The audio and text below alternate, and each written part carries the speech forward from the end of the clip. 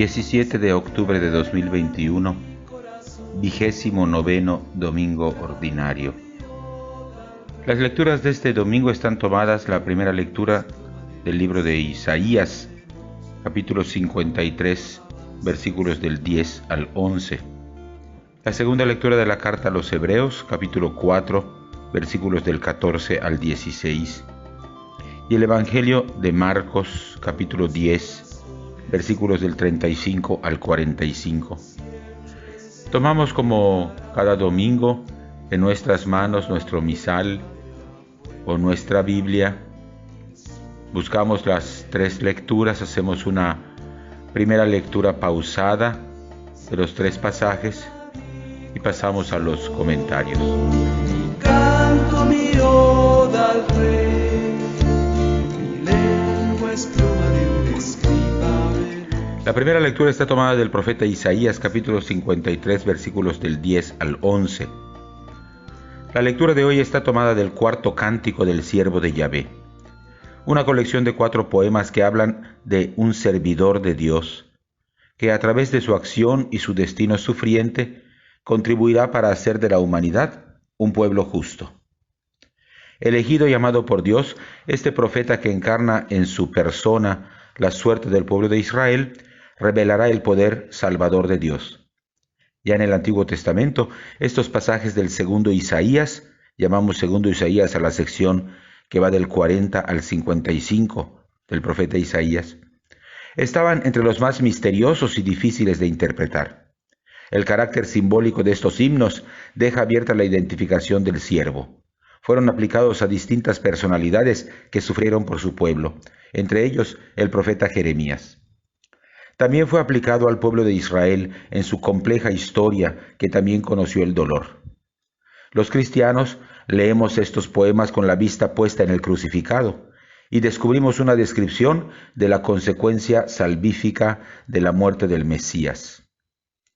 Del cuarto y último de estos poemas están arrancados los 2 versículos que componen nuestra lectura. Este cuarto canto habla largamente del sufrimiento que conlleva el cumplimiento de la misión del siervo. El poema anuncia la exaltación del siervo, el éxito de su misión, pero insiste en que este éxito se alcanzará a través de una mediación paradójica.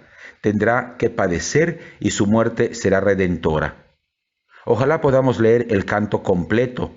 Abarca del capítulo 52, versículo 13, al capítulo 53, versículo 12. Eso nos ayudará a situar los versículos que escuchamos. Es una meditación sobre la persona del siervo, la relación salvífica que existe entre su experiencia de sufrimiento y la salvación que de ella emana. Con un vocabulario casi litúrgico se describe la pasión y la muerte del siervo, ofrecida como expiación por los pecados de todos. La memoria de la entrega silenciosa de este siervo inocente en favor de los culpables revela el sentido que el dolor tiene dentro del diseño salvífico. En efecto, el siervo aparece en este canto como alguien que sufre mucho a manos de sus enemigos, y hasta sus amigos piensan que era su maldad la que le había acarreado tantos dolores. Pero el siervo es consciente de que todo este sufrimiento es el precio de su fidelidad a Dios, y que de manera misteriosa Dios había convertido ese sufrimiento en una ofrenda por los pecados del pueblo.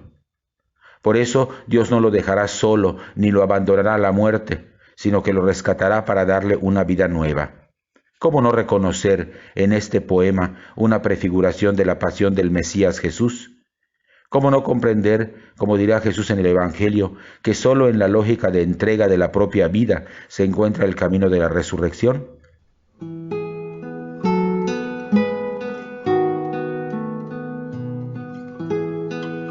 La segunda lectura está tomada de la carta a los Hebreos, capítulo 4, versículos del 14 al 16. El pasaje de la carta a los Hebreos que escuchamos hoy es una espléndida síntesis del mensaje central de este sermón. Jesús es el único que puede ser llamado con propiedad sumo sacerdote, porque ha sido encontrado digno de confianza ante Dios, mucho más que Moisés y que los ángeles. Sin embargo, esto no es suficiente. Un mediador no solamente deberá estar bien delante de Dios, sino también deberá representar a sus hermanos, los demás seres humanos. y para ello debe conocer la debilidad y ser solidario con las fragilidades de sus hermanos. A esto va a referirse la lectura. No hay razón alguna para desconfiar de Jesús, porque cuando Dios lo glorificó, resucitándolo de entre los muertos, lo acreditó como único mediador de la nueva alianza. Ahora, el autor de la carta, en una larga exposición que abarca de 4:15 a 5:10, va a demostrar que Jesús cumple también con el segundo requisito: compartir en su carne la debilidad humana para ser compasivo con todos. Encumbrado en lo más alto de los cielos, Jesús no se ha alejado de sus representados, el resto de la humanidad, sino que realiza en el cielo el papel de intercesor, porque ha compartido el dolor y el sufrimiento de sus hermanos. Su experiencia de entrega dolorosa lo ha convertido en una persona compasiva, que no abandona a los que sufren. Por eso el sacerdocio de Jesús es distinto del sacerdocio humano. Jesús es compasivo porque sabe lo que significa el sufrimiento. Hay que confiar en Él y mantener firme la esperanza de la liberación que de Él nos viene. Acercándonos ya al fin del año litúrgico, este mensaje cala hondo en nosotros. Perseverar en la fe no es asunto solamente de nuestro esfuerzo, sino que es fruto de la intercesión continua que Jesucristo hace por nosotros delante del Padre. Podemos aspirar a recibir misericordia de parte de Dios, porque nuestro intercesor Jesús, que siendo inocente padeció por los pecadores, ha convertido el trono glorioso de Dios en un trono de misericordia y de paz.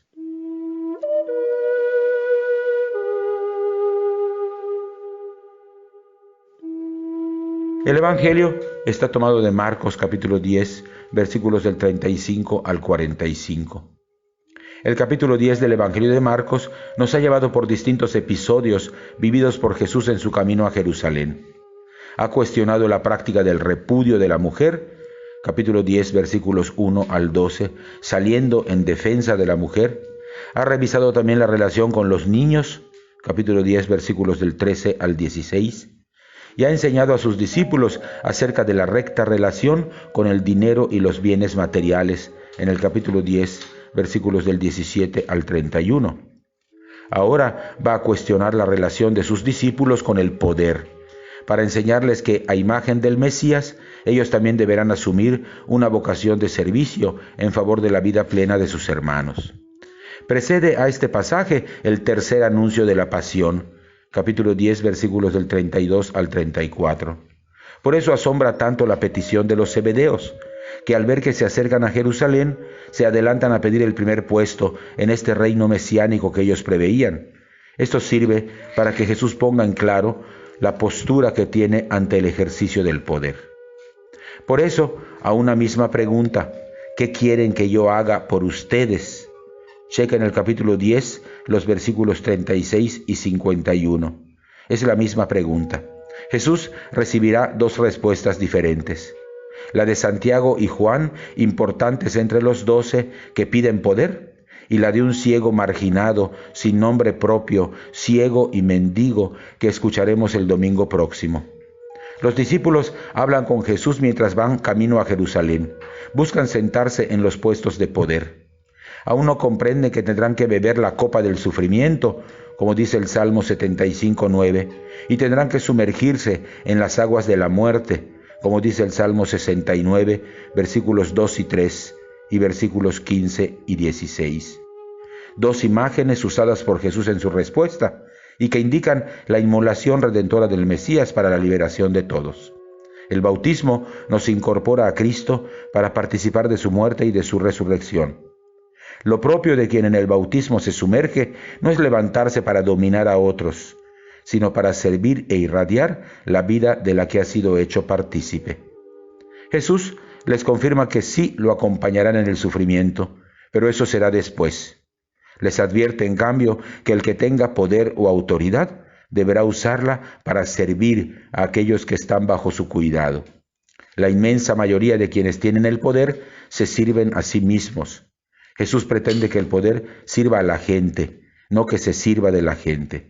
Este es un mensaje que tiene que ver con la vida del cristiano en todos los ámbitos, incluso también con el uso del poder dentro de la iglesia.